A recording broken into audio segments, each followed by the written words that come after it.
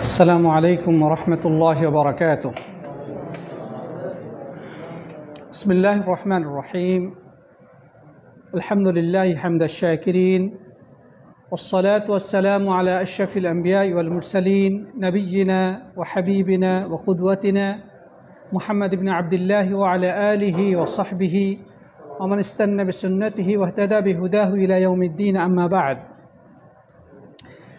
যাবতীয় প্রশংসা, গুণগান, হামদ এবং তারিফ সেই মহান রাজাধিরাজ আল্লাহ সুবহানাহু ওয়া তাআলা নিমিত্তে পেশ করছি, যিনি আমাদেরকে এমন একটি পূর্ণাঙ্গ জীবন আদর্শ তথা ইসলাম দান করেছেন, যা আমাদেরকে সভ্যতা, উন্নত সংস্কৃতি এবং চমৎকার সামাজিক সুসম্পর্ক শিক্ষা দিয়েছে।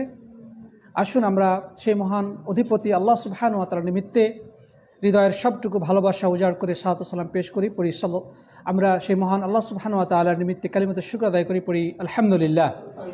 অতঃপর সালাত সালাম এবং অবারিত শান্তির ধারা বর্ষিত হোক বিশ্ব মানবতার মুক্তির মহান দিশারি রব্বুল ইজ্জাত ওয়াল জালাল, যাকে পৃথিবীর শ্রেষ্ঠ শিক্ষক, অনুকরণীয় এবং অনুসরণীয় মহান আদর্শ হিসেবে দুনিয়ার বুকে প্রেরণ করেছিলেন।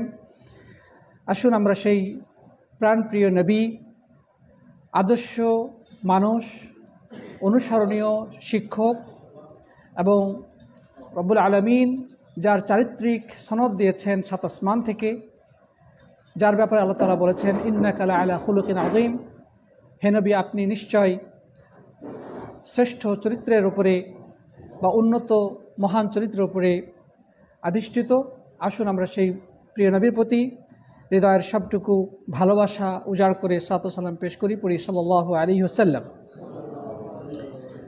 মোহতারাম মুআজ্জাজ প্রাণপ্রিয় উপস্থিতি, সম্মানিত সাথী বন্ধুগণ,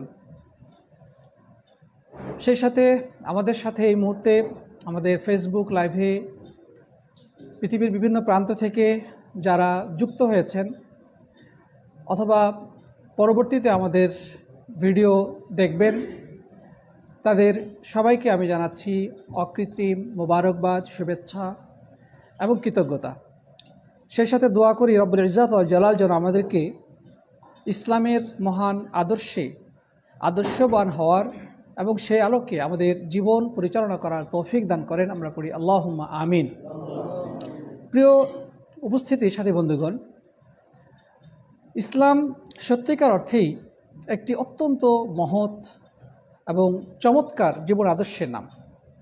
ইসলাম চাই মানুষের মাঝে সুসম্পর্ক, ভ্রাতৃত্ব এবং ভালোবাসার বন্ধন প্রতিষ্ঠিত থাকুক, সমাজে শান্তি শৃঙ্খলা প্রতিষ্ঠিত থাকুক।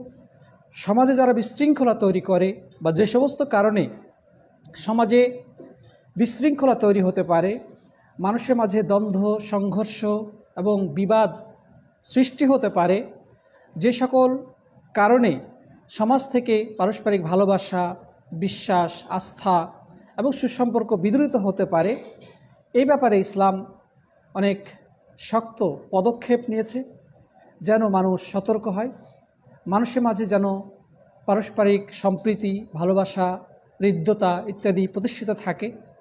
তো আমরা আজকে প্রিয় বন্ধুগণ ইসলামের তেমনই একটি গুরুত্বপূর্ণ বিষয় নিয়ে আলোকপাত করার চেষ্টা করব, আল্লাহ যদি তৌফিক দান করেন। সেটি হচ্ছে যে ইসলামে চুগলখড়ির ভয়াবহতা।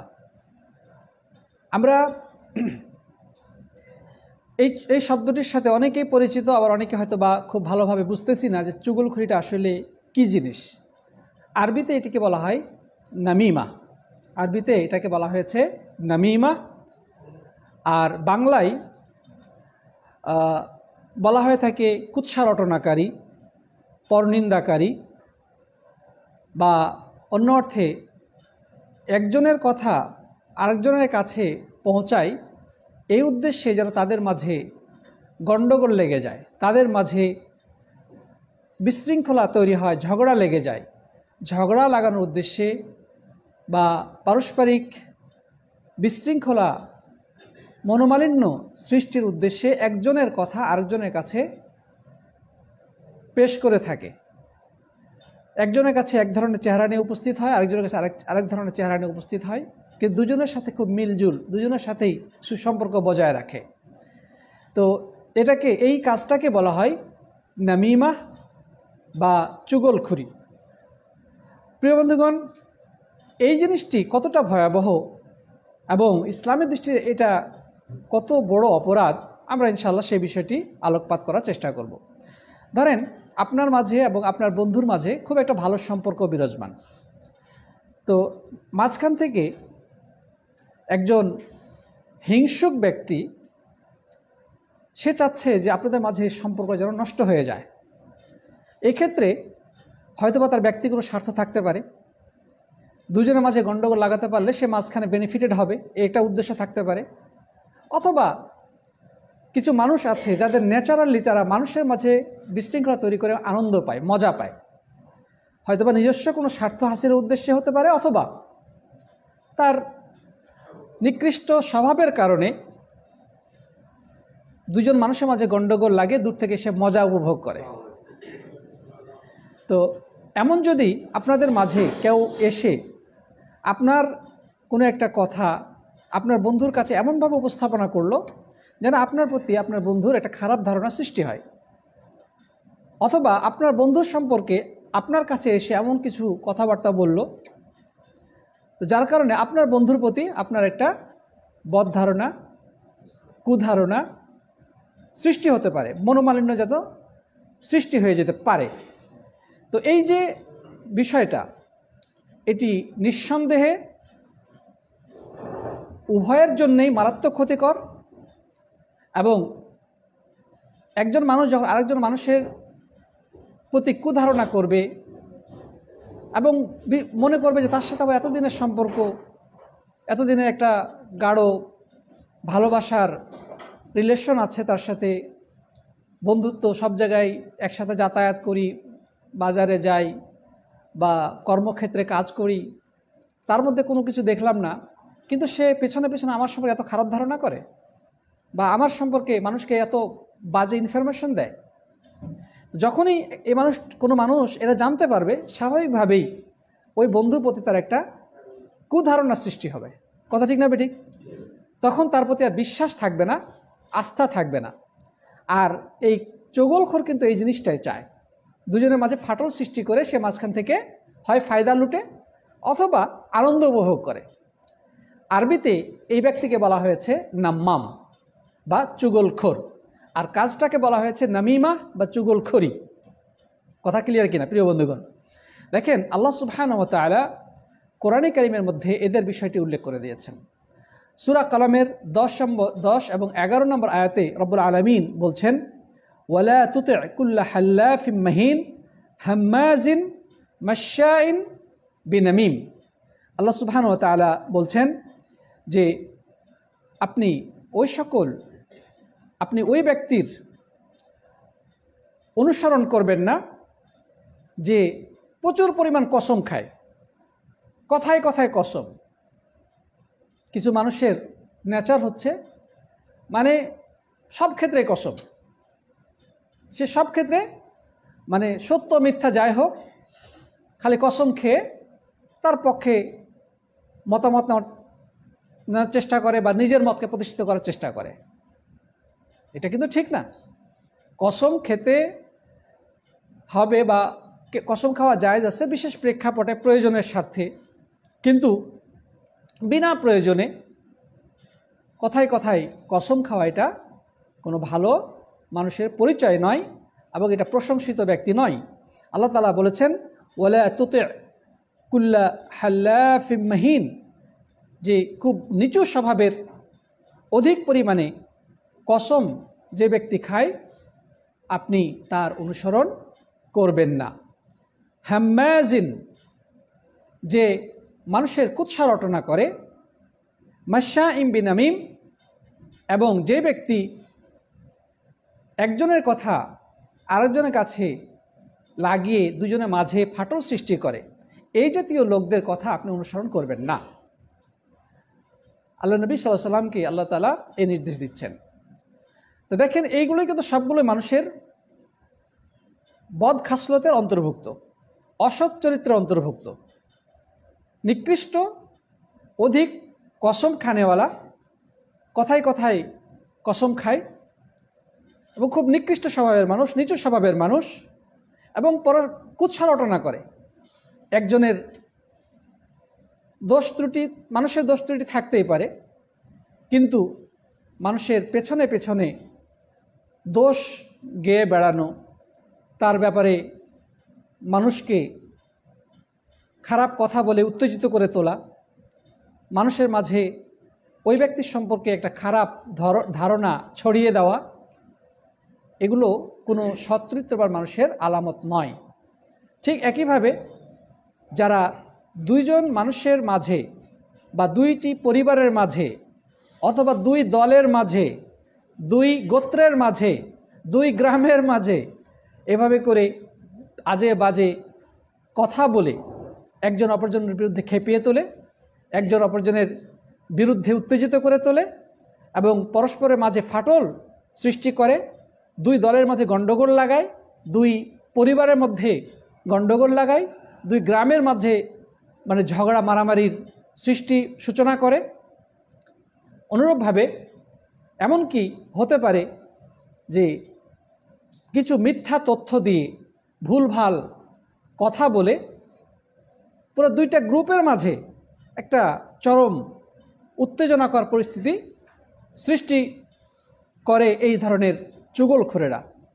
আল্লাহ সুবহানাহু ওয়া তাআলা এদের ব্যাপারে সতর্ক করছেন।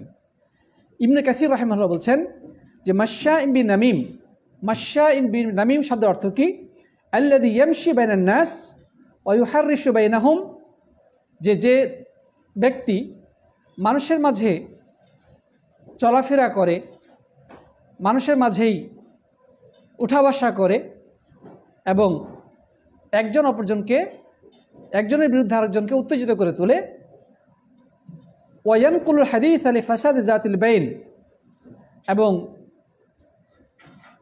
পারস্পরিক সম্পর্ক বিনষ্ট করার উদ্দেশ্যে একজনের কথা আরেকজনের কাছে উপস্থাপন করে। আল্লাহ সুবহানাহু ওয়া তাআলা এদের ব্যাপারে সাবধান করেছেন। এদের কথা মানা যাবে না, এদের কথা অনুসরণ করা যাবে না। যদি আপনি তাদের কথা অনুসরণ করেন তা নিশ্চিতভাবেই আপনি ধরা খেয়ে যাবেন, আপনি বিপদগ্রস্ত হবেন এবং আপনার সেই বন্ধু, সে আপনার প্রিয়জন, আপনার সেই আস্থাভাজন ব্যক্তি আপনার প্রতি তার কুধারণা সৃষ্টি হবে এবং দুজনের মাঝে ঝগড়াঝাটি সৃষ্টি হয়ে যাবে। প্রিয় বন্ধুগণ, রাসূল আকরাম সাল্লাল্লাহু আলাইহি ওয়াসাল্লাম এটার ব্যাখ্যায় বলেছেন যে নাকলু কালামিন নাসি বা'দিহিম ইলা বা'দ আলা জিহাতিল ইফসাদ, যে নামিমা বা চুগলখড়ি বলা হয়। এটা হাদিস থেকে এটার সংজ্ঞাটা আমরা পাচ্ছি যে একজনের কথা আরেকজনের কাছে পেশ করা, উদ্দেশ্য হবে দুজনের মাঝে ঝগড়াঝাটি বা বিবাদ বিশৃঙ্খলা তৈরি করা। ইমাম মুসলিম রাহিমাহুল্লাহ উল্লেখ করেছেন আব্দুল্লাহ বিন মাসউদ রাদিয়াল্লাহু তাআলা আনহু কর্তৃক বর্ণিত হাদিস। তিনি বলেছেন যে রাসূল করিম সাল্লাল্লাহু আলাইহি ওয়াসাল্লাম বললেন যে আলা উম্বিউকুম মাল ইদাহ আও মাল আযহু, দুই ধরনের উচ্চারণ রয়েছে, মাল ইদাহ অথবা আল আজহু। হিয়া আন-নামিমাতুল কালাতু বাইনান নাস। আল্লাহ রাসূল সাল্লাল্লাহু আলাইহি সাল্লাম সাহাবীদেরকে প্রশ্ন করলেন যে আমি কি তোমাদেরকে বলবো না, আমি কি তোমাদেরকে খুবই নিকৃষ্ট এবং জঘন্য ধরনের পাপের কথা বলবো না? তারপরে তিনি বললেন সেটা হচ্ছে যে এমন ধরনের চুগলখড়ি যা মানুষের মাঝে বৈরিতা সৃষ্টি করে, মানুষের মাঝে দূরত্ব সৃষ্টি করে, মানুষের পারস্পরিক সম্পর্ককে নষ্ট করে দেয়। তো রাসূল আকরাম সাল্লাল্লাহু আলাইহি সাল্লাম এটিকে ইদাহ বলেছেন। ইদাহ শব্দের অর্থ হচ্ছে নিকৃষ্ট পর্যায়ের হারাম, খুবই জঘন্য পর্যায়ের হারাম।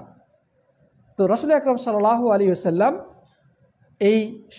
এই শব্দটি বাছাই করেছেন যেন মানুষ এর নিকৃষ্টতা এবং এর জঘন্য অন্যায় সম্পর্কে অনুধাবন করতে পারে। প্রিয় বন্ধুগণ, যারা এই ধরনের কাজে লিপ্ত তারা সমাজে মানুষের কাছে খুবই প্রিয় মানুষ হয় নাকি? যারা একজনের কথা আরেকজনের কাছে লাগায়, লাগান পড়ানো সবসময় ব্যস্ত থাকে, এরা কি মানুষের কাছে কি পছন্দনীয় মানুষ হয় না ঘৃণিত মানুষ হয়? এরা খুবই ঘৃণিত। সমাজে মানুষের চোখে এরা ঘৃণিত, কেউ তাদেরকে পছন্দ করে না। একমাত্র ভালাভোলা মানুষ যে অসচেতন, এই সমস্ত লোকের ফাঁদে পড়ে, এদের সামনে মনের সব গোপন কথা খুলে বলে দেয়। হ্যাঁ, আর এই নিকৃষ্ট স্বভাবের মানুষটি এই কথাগুলোকে নোট করে নেয়। হ্যাঁ, এই কথাগুলোকে সে সংরক্ষণ করে, তারপরে জায়গা বুঝে এই কথাগুলো পৌঁছিয়ে দেয়, যেন তার মাঝে আপনার মাঝে একটা ফাটল সৃষ্টি হয় বা কুধারণা তৈরি হতে পারে। দেখেন, এটি হচ্ছে মানুষের পারস্পরিক সম্পর্কের ব্যাপারে, কিন্তু আখিরাতে তার কি পরিণতি? যারা চুগলখড়ি করে তাদের পরিণতি কি? আখিরাতে আল্লাহ তাআলা তাদের জন্য কী ধরনের শাস্তি রেখেছেন সেটাও আমাদের জানাটা খুবই গুরুত্বপূর্ণ, ঠিক না ঠিক? এ ব্যাপারে আমরা দেখি আল্লাহ রসুল সাল্লাল্লাহু আলাইহি সাল্লাম বলেছেন যে এই সমস্ত মানুষরা জান্নাতে প্রবেশ করবে না।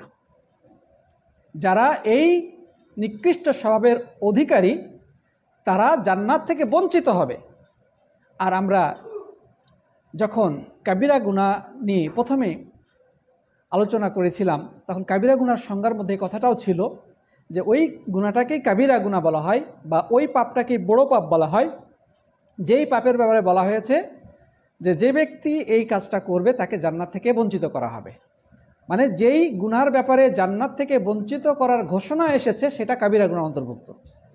তো এই হাদিসটা আমরা দেখি, হাদিসটি বর্ণনা করেছেন হাম্মাম ইবনুল হারিস রাদিয়াল্লাহু তাআলা আনহু, বা হাম্মাম ইবনুল হারিস রাহিমাহুল্লাহ তাআলা, তিনি বলেন কুন্না জুলুসান মা হুযায়ফা রাদিয়াল্লাহু তাআলা আনহু ফিল মসজিদ, যে আমরা প্রখ্যাত সাহাবী হুযায়ফা রাদিয়াল্লাহু তাআলার সাথে একটা মসজিদে উপবিষ্ট ছিলাম। আমরা মসজিদে তার পাশে বসেছিলাম। ফাজাআ রাজুলুন হাত্তা জালাসা ইলাইনা, ইতবসরে এক ব্যক্তি মসজিদে প্রবেশ করল এবং আমাদের কাছে এসে বসে পড়ল। ফাকিল আলী হুযায়ফা, তখন হুযায়ফাকে বলা হলো, সাহাবী হুযায়ফাকে বলা হলো, ইন্না হাদা ইয়ারফাউ ইলা সুলতানি আশিয়া, এই যে লোকটা আসলো এখন, এর স্বভাব হলো যে বাদশার কাছে বিভিন্ন কথাবার্তা পৌঁছিয়ে দেয়। কে কি বললো না বললো এগুলো সে নোট করে এবং বাদশার কানে পৌঁছে দেয়, শাসকের কাছে এই কথাগুলো পৌঁছায়। ফাকালা হুযায়ফা ইরাদাতান আন ইসমাআহু, তখন হুযায়ফা রাদিয়াল্লাহু তাআলা আনহু তিনি এই লোকটিকে শোনানোর উদ্দেশ্যে একটা হাদিস বললেন।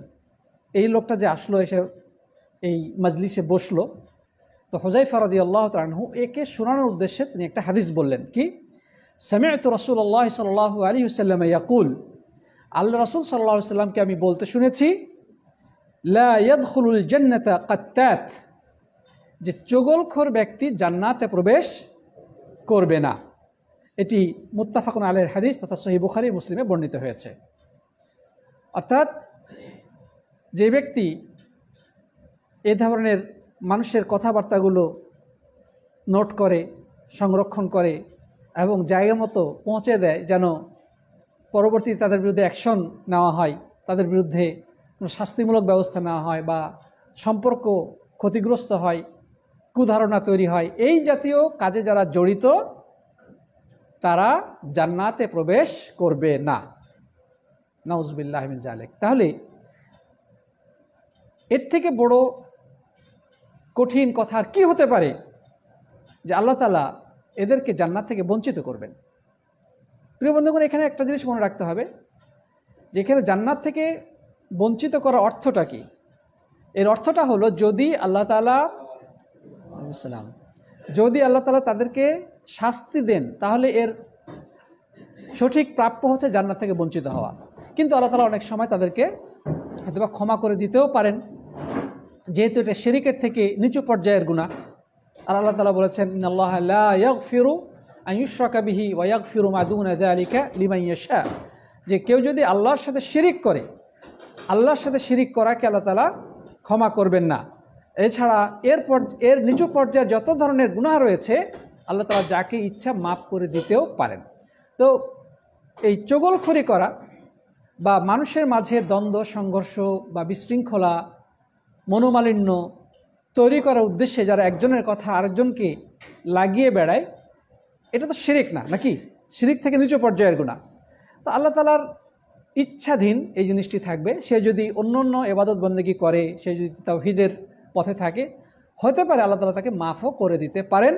অবশেষে হয়তোবা তাকে শাস্তি দিবেন, শাস্তি দেওয়ার পরে আল্লাহ তাআলা তাকে জান্নাতে প্রবেশ করাবেন। অর্থাৎ জান্নাতে প্রবেশ করাবেন না বা জান্নাতে প্রবেশ করবে না, এর অর্থটা হচ্ছে যে প্রথম পর্যায়ে সে জান্নাতে প্রবেশ করবে না। হয়তোবা আল্লাহ তাআলা তাকে শাস্তি দিবেন, শাস্তি দেওয়ার পরে যখন তার অপরাধ মোচন হয়ে যাবে, এরপরে আল্লাহ তাআলা তাকে পরিণতিতে জান্নাতে প্রবেশ করাবেন। মাশাআল্লাহ, আজকে অনেক নতুন ভাই এসেছেন, জাযাকুমুল্লাহ খায়র। আপনাদের সবাইকে আমি স্বাগত জানাচ্ছি এবং আসবেন ইনশাআল্লাহ। প্রতিনিয়ত আমাদের ক্লাসগুলোতে অংশগ্রহণ করবেন। প্রত্যেক বুধবার, বৃহস্পতিবারে ক্লাস হয়, আবার শুক্রবার, শনিবারও ক্লাস হয়, অর্থাৎ শুক্র, শনি, রবি না? তাহলে মোটামুটি 5টা ক্লাস হচ্ছে আমাদের। বুধ, বৃহস্পতি তা আমি ক্লাস করাই, আর শেখ কাশেম ক্লাস করান শুক্র, শনি এবং রবি। তো আপনারা চেষ্টা করবেন আজ ক্লাসগুলিতে উপস্থিত হওয়ার। আল্লাহ তাআলা সবাইকে তৌফিক দান করুন, আল্লাহুম্মা আমিন। আমাদের দর্শকদেরকে আমরা একটু দেখিয়ে দিতে চাই আমাদের ক্লাসের উপস্থিতি।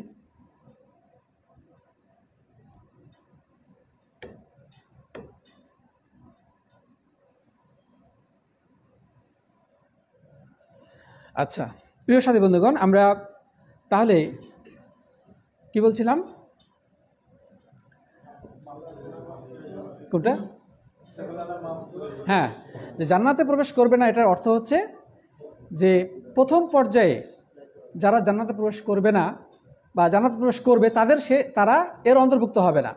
হয়তো আল্লাহ তাআলা তাদেরকে জাহান্নামের আগুনে শাস্তি দেওয়ার পরে অবশেষে জান্নাতে প্রবেশ করাবেন। কারণ অন্য হাদিসে রয়েছে যে মান ক্বালা লা ইলাহা ইল্লাল্লাহ খালিসাম মিন কলবিহি দাখালাল জান্নাহ, যে কোনো ব্যক্তি যদি একনিষ্ঠ চিত্তে এই কথার সাক্ষ্য দেয় যে আল্লাহ ছাড়া সত্য কোনো উপাস্য নেই, আল্লাহ তাআলা তাকে জান্নাতে প্রবেশ করাবেন। অর্থাৎ যত ধরনের পাপ হোক না কেন, শিরক যদি না করে, শিরকের নিচু পর্যায়ের যত ধরনের অন্যায় অপরাধ করুক না কেন, সে যদি তওবা ছাড়াও মারা যায়, তওবা করলে আল্লাহ তাআলা সব ধরনের গুনাহ মোচন করে দেবেন। কিন্তু এমন তো হতে পারে তওবা করার সুযোগই পায় না, বড় ধরনের পাপে সে লিপ্ত ছিল, তওবা না করে দুনিয়া থেকে বিদায় নিয়ে চলে গেছেন। এখন পরকালে তার কী পরিণত হবে? তো আল্লাহ তাআলার ইচ্ছাধীন বিষয়, সে যদি শিরকের মতো গুনাহ না করে, অন্যান্য গুনাহ আল্লাহ তাআলা যাকে হিসেবে মাফ করে দিতেও পারেন। আবার অনেক সময় অনেককে হয়তো বা শাস্তি দেওয়ার পরে তার অন্তরে যদি বিন্দু পরিমাণ ঈমান থেকে থাকে, সেই কারণে জাহান্নাম থেকে বের করে অবশেষে জান্নাতে প্রবেশ করাবেন।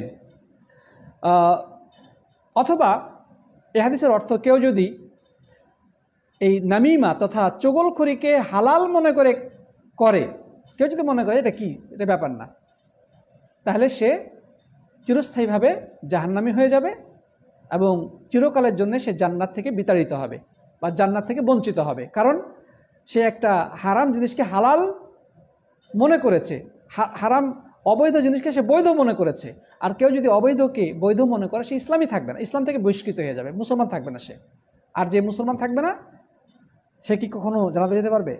কখনো যেতে পারবে না, চিরস্থায়ীভাবে সে জাহান্নামে থাকবে। তো প্রিয় বন্ধুগণ, আমরা একটু সামনে চলি।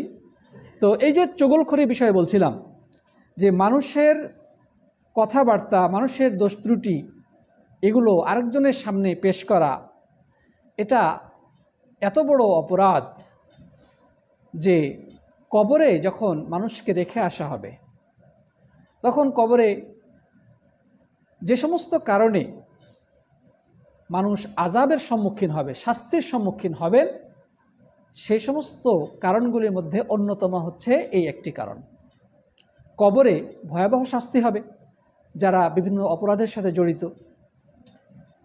তো সেই সমস্ত অপরাধগুলির মধ্যে থেকে অন্যতম একটি অপরাধ হচ্ছে যারা এভাবে মানুষের মাঝে বিশৃঙ্খলা তৈরি করে, একজনের কথা আরেকজনের কাছে, ওর কথা এর কাছে, এর কথা ওর কাছে লাগিয়ে দুজনের মাঝে বিশৃঙ্খলা বা বৈরিতা ভাব, শত্রুতা, হিংসা বিদ্বেষ, মনোমালিন্য সৃষ্টি করে। এবার এ মর্মে আমরা হাদিস দেখি যে হাদিসটি সহিহ বুখারী এবং মুসলিমে বর্ণিত হয়েছে। কোনো হাদিস যদি একসাথে পাওয়া যায়, সহিহ বুখারীতেও আছে, সহিহ মুসলিমেও আছে, কোনো হাদিস সহিহ বুখারীতেও আছে, সহিহ মুসলিমেও আছে, হাদিসটিকে কি বলা হয়? মুত্তাফাকুন আলাই। চমৎকার। মুত্তাফাকুন আলাই মানে সহিহ বুখারী মুসলিম। বুখারী হচ্ছে পৃথিবীর সবচেয়ে বিশুদ্ধ গ্রন্থ আল্লাহর কিতাবের পরে, কোরআনের পরে, এরপরে হচ্ছে সহিহ মুসলিমের অবস্থান। তাহলে কোনো হাদিস যদি সহিহ বুখারীতে থাকে তাহলে নিশ্চিতভাবে সেটা সহিহ, সহিহ মুসলিমের মধ্যে থাকলে নিশ্চিতভাবে সেটা সহিহ। কিন্তু যদি দেখা যায় যে কোনো হাদিস একসাথে বুখারীতেও আছে, মুসলিমে আছে, যেটাকে মুত্তাফাকুন আলাইহি বলা হয়, তাহলে বুঝতে হবে এটা সর্বোচ্চ পর্যায়ের সহিহ, সর্বোচ্চ পর্যায়ের সহিহ। তো অনেক মানুষ আছে, এই জন্য আমরা বলতে যাচ্ছি, কিছু মানুষ আছে যারা কবরে আযাবকে অস্বীকার করে, কারণ কবরে কোনো আযাব হবে না, নাউজুবিল্লাহ। অথচ এই হাদিস থেকে স্পষ্টভাবে বোঝা যাচ্ছে যে কবরে আযাব রয়েছে। দেখুন, হাদিসটি বর্ণনা করেছেন প্রখ্যাত সাহাবী রাসূল করিম সাল্লাল্লাহু আলাইহি ওয়াসাল্লামের চাচাতো ভাই আব্দুল্লাহ ইবনে আব্বাস রাদিয়াল্লাহু তাআলা আনহু, বা আমরা বলতে রাদিয়াল্লাহু তাআলা আনহুমা, কারণ আব্দুল্লাহ হচ্ছে তার নাম, তার পিতার নাম হচ্ছে কি? আব্বাস। দুজনেই সাহাবী ছিলেন, সুতরাং আমরা দ্বিবচন ব্যবহার করতে পারি, রাদিয়াল্লাহু আনহুমা।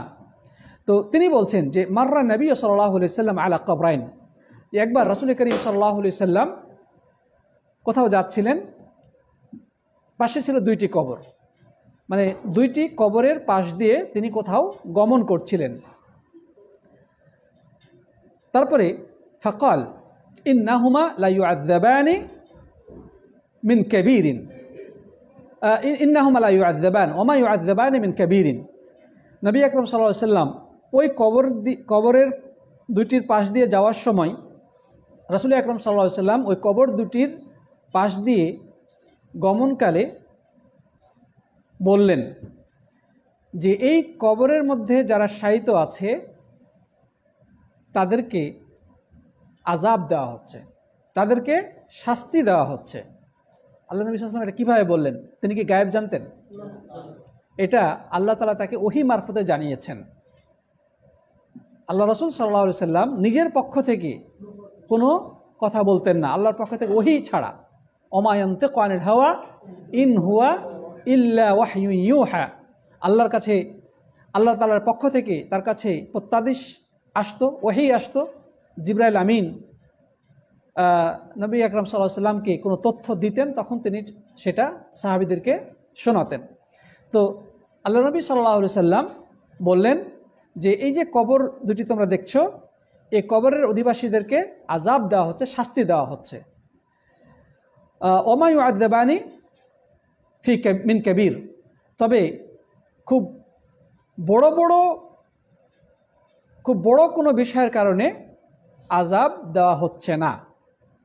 মানে সে দুটি কি কি? এক নম্বর হচ্ছে সুম্মা ক্বাল বালা, হ্যাঁ। অন্য হাদিস আছে যে হ্যাঁ দুটা কিন্তু বড়ই, খুব বড় দুইটি কোনো বিষয়ে আযাব দেওয়া হচ্ছে না। অন্য বর্ণনা আছে হ্যাঁ তবে ওই দুইটা জিনিস কিন্তু বড়ই। এখানে বলা হচ্ছে মানে দুইটা বড় গুনাহ, কিন্তু এগুলো থেকে বেঁচে থাকাটা খুব জটিল কিছু না, বেঁচে থাকাটা খুবই সহজ ছিল। কথা বোঝা গেছে কিনা? তো এই দুটি কাবিরা গুনার অন্তর্ভুক্ত এই হাদিস থেকে পাওয়া যাচ্ছে। অন্য রাওয়ায়াত থেকে, যে অন্য রাওয়ায়াতে আসছে যে বালা ওয়া ইন্নাহুমা লাকাবিরান, যে হ্যাঁ এই দুটি আবার বড় গুনাহ। প্রথমে বলা হলো যে বড় কোনো অপরাধের কারণে তাদেরকে শাস্তি দেওয়া হচ্ছে না, তার মানে এটা এমন জটিল কোনো বিষয় না যে এটা বেঁচে থাকা সম্ভব ছিল না। তবে হ্যাঁ এই দুটি কিন্তু বড় গুনাহ। সেটা এক নম্বর কি? আম্মা আহাদুহুমা ফাকানা ইয়াসআ বিন নামিমা, এই দুইটি অপরাধের মধ্যে বা এই দুইজনের মধ্যে একজনের অপরাধ ছিল যে মানুষের মাঝে নামিমা তথা একজনের কথা আরেকজনকে লাগাতো, ওর কথা একে লাগাতো, দুজনের মাঝে বিশৃঙ্খলা বা শত্রুতা সৃষ্টি করার উদ্দেশ্যে। ওয়াম্মা আহাদুহুমা ফাকানা লা ইস্তাতিরু মিন বাউলিহি, এরপরে আরেকজনের কথা তিনি বললেন যে আরেকজনের অপরাধ ছিল যে সে পেশাবের ছিটা থেকে আত্মরক্ষা করতো না, পেশাবের ছিটা থেকে বাঁচত না। মানে পেশাব করার সময় পেশাব গায়ে লাগলো না কাপড়ে লাগলো কোনো পরোয়া করতো না, অপরিচ্ছন্ন থাকতো। আমাদের মাঝে অনেক মানুষ এমন আছেন যারা পেশাব করার পরে পানিও নেয় না, ঠিক না ঠিক? আবার পেশাবের ছিটা গায়ে এসে লাগলে এটা কোনো পরোয়া করে না। একজন নামাজি ব্যক্তিকে এমনটি করতে পারে? একজন নামাজি সে জানে যে আমাকে নামাজ পড়তে হবে, তো সে তো চেষ্টা করবে সর্বোচ্চ যে তার কাপড়ে বা গায়ে যেন পেশাব না লাগে, কোনো নাপাকি না লাগে। তো এই যে ব্যক্তিটা সে পেশাবের ছিটা থেকে বাঁচত না, লাগলে লাগুক, নামাজও ঠিক মতো পড়ে না, তো এই কারণে তাকে কবরে শাস্তি দেওয়া হচ্ছে। তাহলে এই হাদিস থেকে কয়টা কারণ পাওয়া গেল কবরে আযাবের? দুইটি। একটি হচ্ছে নামিমা বা চুগলখড়ি করা, আরেকটি হচ্ছে পেশাবের ছিটা থেকে আত্মরক্ষা না করা। যাই হোক, সুম্মা আখাযা উদান রাতিবান ফাকাসসারাহু বিথনাইন সুম্মা غرز كل واحد منهما على قبر ثم قال لعله يخفف عنهما ما لم ييبسا। এরপরে নবী আকরাম সাল্লাল্লাহু আলাইহি ওয়াসাল্লাম তিনি ছিলেন তিনি ছিলেন রহিম, তিনি ছিলেন অত্যন্ত দয়ালু করুণাময়। তিনি তখন কি করলেন, একটা খেজুরের কাঁচা ডাল নিলেন এবং এটাকে দুই ভাগে ভাগ করলেন। তারপরে প্রত্যেকটি কবরে, দুইটি কবরের প্রত্যেকটিতে একটা খেজুরের অংশ পুঁতে দিলেন এবং বললেন যে হতে পারে আল্লাহ তাআলা এই কবরবাসীদেরকে তাদের আল্লাহ তাআলা আযাব থেকে রক্ষা করবেন যতদিন না এই খেজুরের ডাল দুটি শুকিয়ে যায়। প্রিয় বন্ধুগণ, আল্লাহ নবী সাল্লাল্লাহু আলাইহি ওয়াসাল্লাম এই কাজটা যে করেছিলেন, এখন এই কাজটাকে করা সুন্নত কিনা, যেটা আমাদের সমাজে অনেক মানুষ করে থাকেন যে কবর দেওয়ার পরে খেজুরের ডাল পুঁতে দেয়। তো এই ব্যাপারে যেটা সঠিক কথা যে এটি হচ্ছে রাসূল করিম সাল্লাল্লাহু আলাইহি সাল্লামের জন্যই খাস। কারণ এই ঘটনা ছাড়া আল্লাহ রাসূল সাল্লাল্লাহু আলাইহি ওয়াসাল্লাম আর কোনো কবরের মধ্যে খেজুরের ডাল পোতেননি, আর কোনো তথ্য পাওয়া যায় না এই ঘটনাটা ছাড়া। তাছাড়া সাহাবায়ে কেরামও তারা কবর দেওয়ার পরে কখনোই এ ধরনের খেজুরের ডাল পোতেন নাই। তাহলে রাসূল করিম সাল্লাল্লাহু আলাইহি ওয়াসাল্লাম কেন এখানে কবরে খেজুরের ডাল পুঁতেছিলেন? এটা আল্লাহর পক্ষ থেকে বিশেষ হয়তো ওহী ছিল তার কাছে, আল্লাহ তাআলা তাকে জানিয়েছিলেন বা নির্দেশ দিয়েছিলেন যে তুমি এটা করো। আর দ্বিতীয় কথা হচ্ছে যে আমরা তো জানি না কবরে আযাব হচ্ছে না হচ্ছে, আমরা তো সেটা বলতে পারবো না। তাহলে আমরা কিভাবে কবরের উপরে খেজুরের ডাল পুঁতে দেব? তৃতীয়ত হচ্ছে রাসূল করিম সাল্লাল্লাহু আলাইহি ওয়াসাল্লাম তিনি ওহীর মারফতে এমন কিছু বিষয় জানতেন যেটা আসলেই উম্মতের জন্য কার্যকর, কিন্তু আমরা তো সেটা জানি না, তাই না? তো রাসূল করিম সাল্লাল্লাহু আলাইহি ওয়াসাল্লাম করেছেন বিধায় যে সেটা সকলের জন্য আমলযোগ্য হয়ে যাবে, ব্যাপারটি এমন নয়। যদি তাই হতো তাহলে সাহাবীদের মাঝে এই সুন্নতটা চালু হয়ে যেত, সব কবরেই তারা খেজুরের ডাল পুঁততেন, কিন্তু তারা সেটা করেন নাই। এই জন্য আলেমগণ যেটা বলেছেন যে খেজুরের ডাল পুঁতা এটা সুন্নত নয়, বরং এটা থেকে বিরত থাকাই কর্তব্য। সাহাবীরা কখনো এই কাজটা করেন নাই, রাসূল করিম সাল্লাল্লাহু আলাইহি ওয়াসাল্লামও এই ঘটনা ছাড়া অন্য কোথাও এ ধরনের কাজ করেন নাই। আচ্ছা, তাহলে আমরা এখানে কবরে আযাবের কারণ সম্পর্কে জানলাম, চুগলখড়ি করা, একটা হচ্ছে পেশাবের ছিটা থেকে আত্মরক্ষা না করা। আল্লাহ রাসূল সাল্লাল্লাহু আলাইহি ওয়াসাল্লাম এই শ্রেণী মানুষকে নিকৃষ্ট মানুষ হিসেবে উল্লেখ করেছেন, নিকৃষ্ট মানুষ হিসেবে উল্লেখ করেছে। হাদিসে রয়েছে, হাদিসটি বর্ণনা করেছেন আব্দুর রাহমান ইবনে গানাম। তিনি বলছেন যে নবী আকরাম সাল্লাল্লাহু আলাইহি ওয়াসাল্লাম বলেছেন, খিয়ারু ইবাদিল্লাহ আল্লাযীনা ইযা রুউ যুকিরাল্লাহ, যে আল্লাহর শ্রেষ্ঠ মানুষ তো তারাই যাদেরকে দেখলে আল্লাহর কথা স্মরণ হয়, যাদেরকে দেখলে আল্লাহর কথা স্মরণ হয়। প্রিয় বন্ধুগণ, কিছু মানুষ আছে না যে তাদের দিকে তাকালেই আল্লাহ রাব্বুল আলামিনের কথা স্মরণ হয়। তাদের বেশভূষা, তাদের চলাফেরা, তাদের আচার আচরণ এবং তাদের চেহারা সুরাত, এর মধ্যেই যেন একটা আল্লাহ ভীরুতার পরিচয় পাওয়া যায়, দেখা যায়। আল্লাহর কথা স্মরণ হয় এদের দিকে তাকালে। এরা হচ্ছে আল্লাহর শ্রেষ্ঠ বান্দা।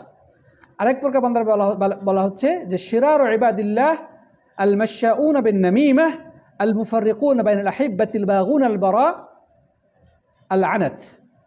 আর আল্লাহর নিকটে নিকৃষ্ট মানুষ হচ্ছে ওই সকল মানুষ যারা চুগলখড়ি করে বেড়ায় এবং এর মাধ্যমে বন্ধুদের মাঝে বিভেদ সৃষ্টি করে এবং নিরপরাধ নির্দোষ মানুষের দোষ খুঁজে বেড়ায়।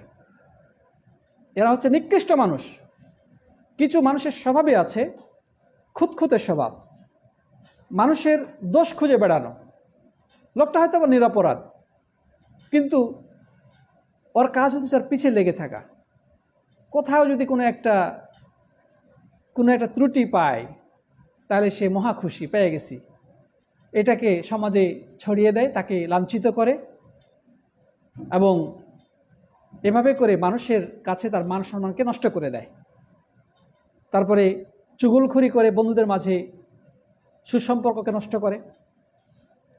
তো এরা হচ্ছে আল্লাহ নিকটে সর্বনিকৃষ্ট স্বভাবের মানুষ। প্রিয় বন্ধুগণ, এর আগে একটা হাদিস বলা হয়েছিল, সেটা হচ্ছে লা ইয়াদখুলুল জান্নাতা কাত্তাত। অন্য হাদিসে আছে লা ইয়াদখুলুল জান্নাতা নাম্মাম। চুগলখোর জান্নাতে প্রবেশ করবে না। নাম্মাম মানে হচ্ছে চুগলখোর, আর কাত্তাত এটা মানেও চুগলখোর। কিন্তু দুইটার মাঝে আলেমগঞ্জের পার্থক্য করেছেন যে নাম্মাম বলা হয় কারো ব্যাপারে সে স্বচক্ষে কোনো কিছু দেখলো বা নিজে কিছু শুনলো, তার কাছ থেকে শুনে আরেকজনের কাছে সেই দোষটা বর্ণনা করলো বা সেই কথাটা পৌঁছিয়ে দিল যেন বিশৃঙ্খলা লাগে। আর কাত্তাত বলা হয় যে আদতে সে ওই কথা শুনেই নাই, তার কাছে উড়া উড়া তার কানে এসে পড়ছে, অমুকের ব্যাপারে এ ধরনের কথা শোনা যাচ্ছে, আর এই কথাটা সে আরেকজনের কাছে পৌঁছায় দিল। পার্থক্যটা বোঝা গেছে? নাম্মাম মানে হচ্ছে সে বাস্তবে হয়তো কোনো কথা শুনেছে কারো কাছে বা স্বচক্ষে দেখেছে, এটাই সে আরেকজনের কাছে পৌঁছালো। আর কাত্তাত বলা হয় সে একজনের ব্যাপারে সরাসরি সে দেখে নাই বা শুনে নাই, মানুষ সে বলা বলি করতেছে অথবা অজ্ঞাত স্থানে বা অজ্ঞাত উৎস থেকে ওই ব্যাপারে কিছু ইনফরমেশন তার কাছে আছে, সে সেটা আরেকজনের কাছে পৌঁছায় দিল। বোঝা গেছে কি না? দুটাই হচ্ছে চুগলখোর এবং দুইটারই শাস্তি হচ্ছে জাহান্নামের। দুজনেই জান্নাত থেকে বঞ্চিত হবে এবং এরা এসে সৃষ্টির নিকৃষ্ট মানুষ। উভয়ের ক্ষেত্রেই এই কথাগুলো প্রযোজ্য। প্রিয় বন্ধুগণ, এখানে আমরা একটা চমৎকার কথা বলবো। ইমাম যাহাবী রাহিমাহুল্লাহর একটা চমৎকার বিশ্লেষণ, যে যদি এই ধরনের মানুষের সাক্ষাৎ ঘটে, যদি আমরা কখনো আমাদের সমাজ জীবনে এই ধরনের মানুষের সাক্ষাৎ পাই যে আপনার কাছে এসেছে অন্যের কথা লাগাতে, তাহলে এই লোকটাকে আমরা কিভাবে থামাবো বা তার প্রতি আমাদের কি করণীয়? এ ধরনের চুগলখোরের যদি কখনো সাক্ষাৎ ঘটে তাহলে এই ক্ষেত্রে আমাদের কি করণীয়, এ ব্যাপারে ইমাম যাহাবী রাহিমাহুল্লাহ বলছেন যে এই ক্ষেত্রে আমাদের জন্য করণীয় হচ্ছে 6টা জিনিস, 6টা কাজ করতে হবে এ ধরনের চুগলখোরের ব্যাপারে। 1 নম্বর হচ্ছে যে আল্লা ইউসাদ্দিকাহু লিআন্নাহু নাম্মামুন ফাসিকুন ওয়া হুয়া মারদুদুল খবর। প্রথম কথা, সে আপনার কাছে অন্যের ব্যাপারে যা কিছুই বলুক না কেন, আপনার কাছে অন্যের সম্পর্কে যা কিছুই বলুক না কেন, ওর কথাকে বিশ্বাস করা যাবে না। ওর কথাকে মিথ্যা মনে করতে হবে, যে হতে পারে সেটা মিথ্যা কথা, এটাকে বিশ্বাস করা যাবে না। এবং মনে করতে হবে এই লোকটি হচ্ছে ফাসেক, চুগলখোর, এবং এর কোনো কথা সত্য বলে বিশ্বাসযোগ্য নয়। যখনই আপনার কাছে অন্য ব্যক্তির সম্পর্কে কোনো ব্যক্তি কিছু বাজে কথা বলবে, প্রথমত তাকে বিশ্বাস করবেন না এবং মনে রাখবেন যে এই লোকটি হচ্ছে একজন পাপিষ্ট, চগলখোর এবং এর কথা কোনো মূল্য নেই, এর কথা গ্রহণযোগ্য না, এর কথা প্রত্যাখ্যানযোগ্য। এটা হচ্ছে 1 নম্বর করণীয়।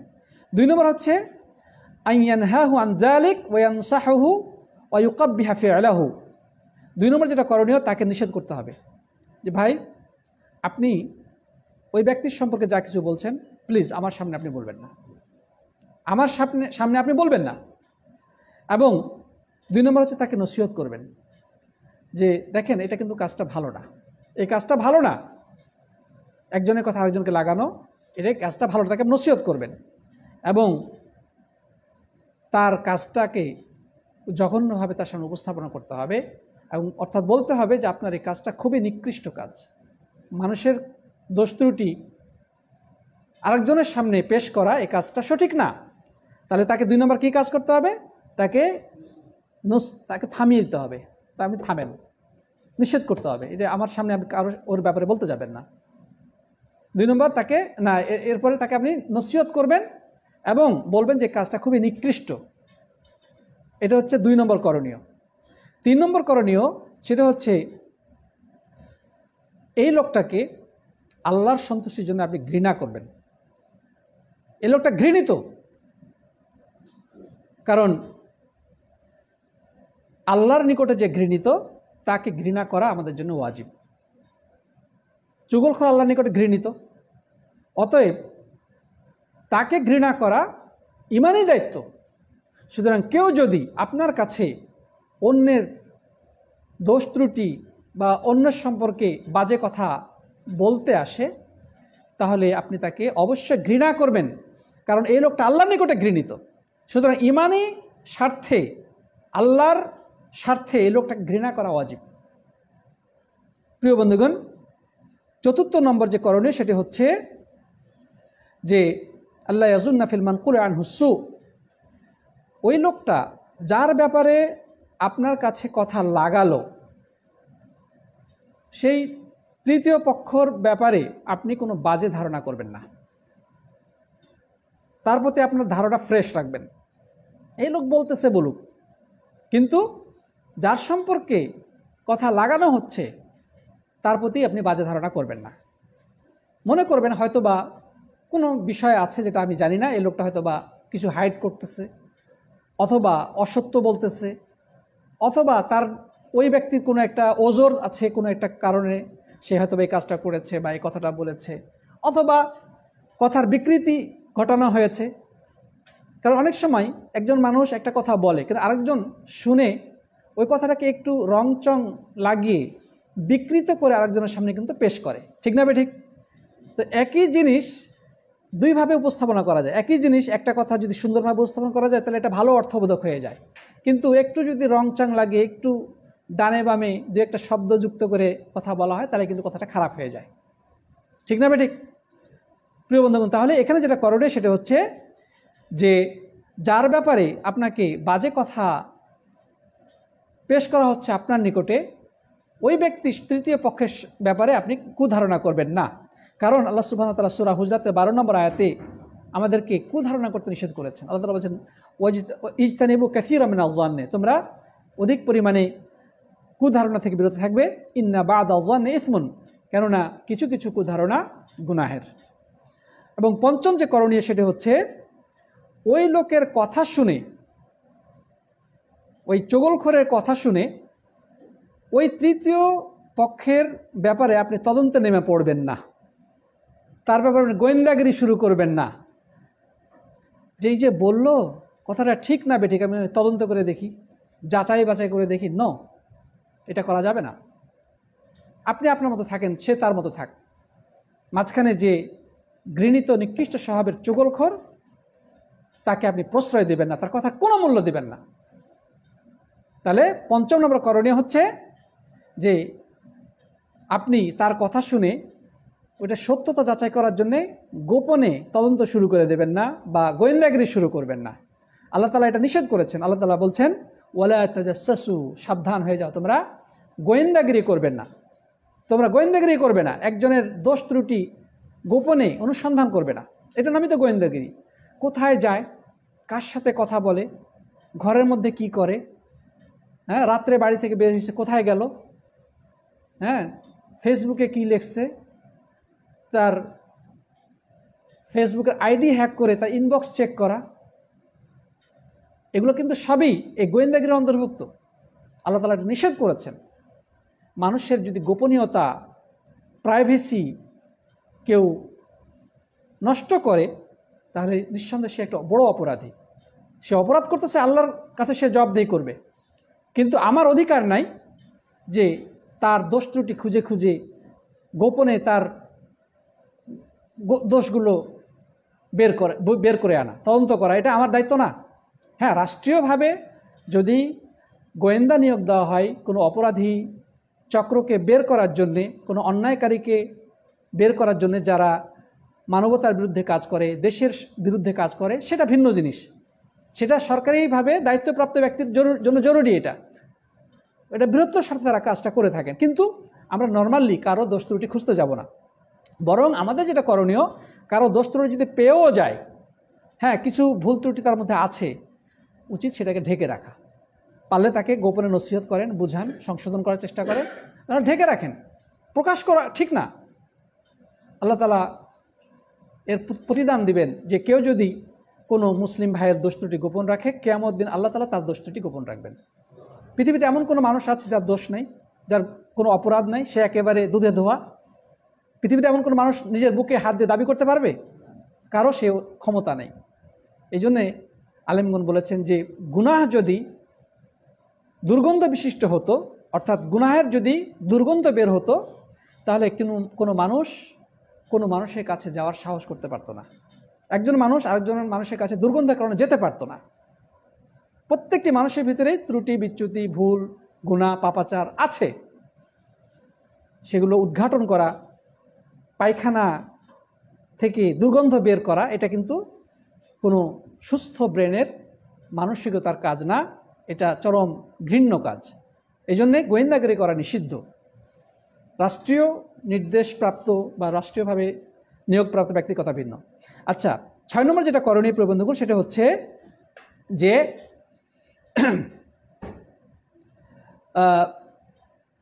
তার কাছে চুগলখড়ি করা হলো আরেকজনের ব্যাপারে, সে যেন ওই একই কাজ না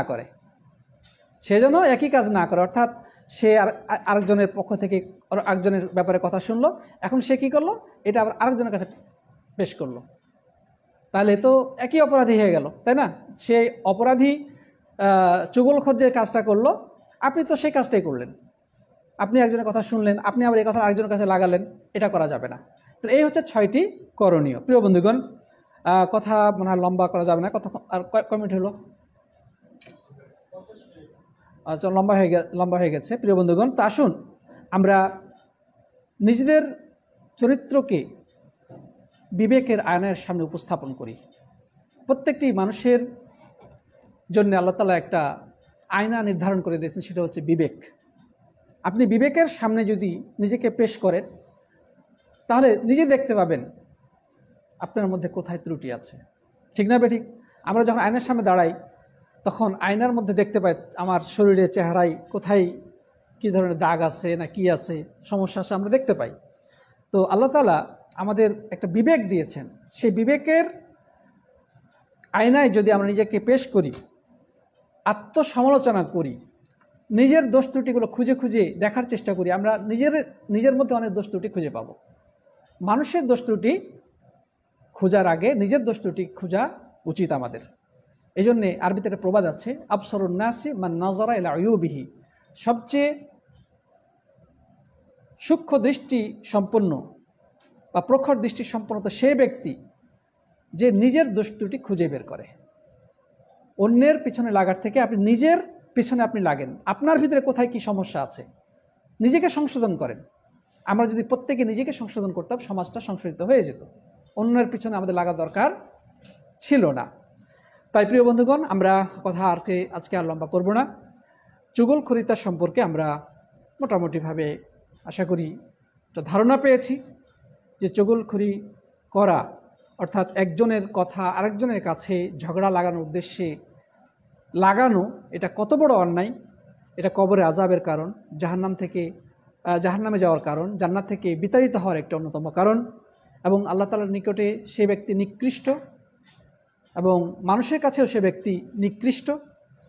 আল্লাহ তাআলা যেন আমাদের সবাইকে এই জঘন্য গুনাহ থেকে, এই নিকৃষ্ট মানসিক, এটা একটা রোগও বলতে পারি, এটা একটা মানসিক রোগ।